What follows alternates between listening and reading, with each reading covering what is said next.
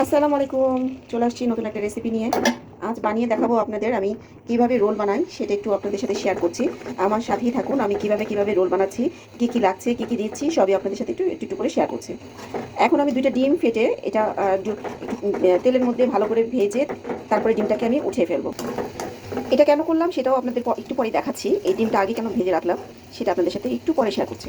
বাকি করার মধ্যে তেলের মধ্যে আমি পেঁয়াজ দিয়ে দিচ্ছি, পেঁয়াজ কুচি দিয়ে দিচ্ছি, পরিমাণ কমই দিব, অল্প দিব, বেশি দিব না। আর কিসের সবজি বানাচ্ছি সেটা তো আপনার কাছে বলিনি, এখন বলছি যে দেখাচ্ছি কিসের সবজি, কিসের রোল বানাচ্ছি।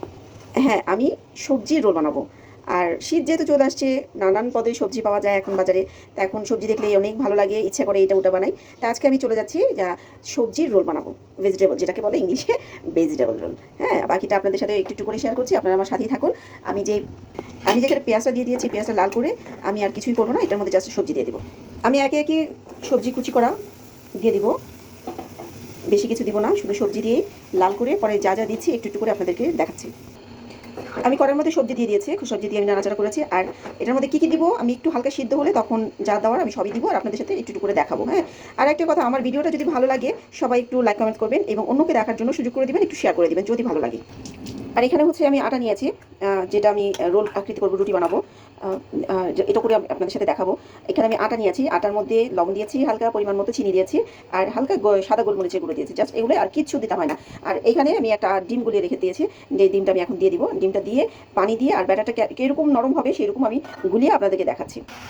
আমার ভাজিটা প্রায় হয়ে গেছে, সবজিটা যেটা করছিলাম পুরটা এত সুন্দর কালার হয়েছে দেখেন। এটার মধ্যে আমি যা লাগছে দিয়ে দিচ্ছি।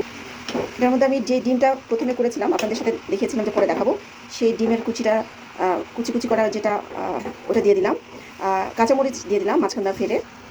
দিয়ে দিচ্ছি পরিমাণ মতো ওয়েস্টার সস, দিয়ে দিচ্ছি পরিমাণ মতো সয়া সস, দিয়ে দিচ্ছি একটুখানি ফিশ সস, এটা একটু ফ্লেভারের জন্য।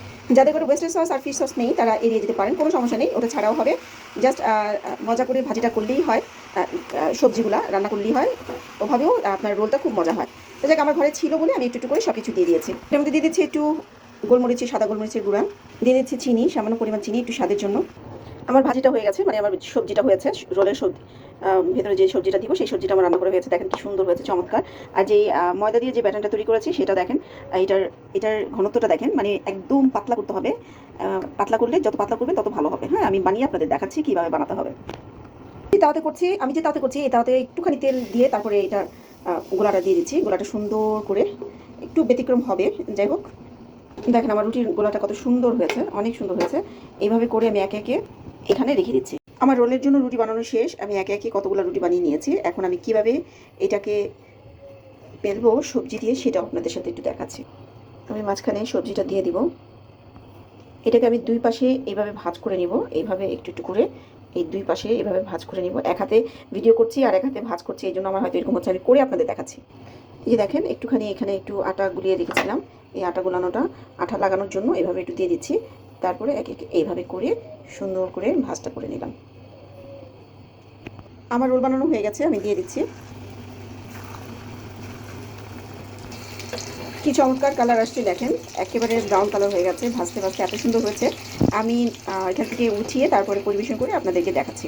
এই যে দেখেন, আমার মোচমোচে মজাদার রোল হয়ে গেছে, ভেজিটেবল রোল, এত সুন্দর হয়েছে দেখতে।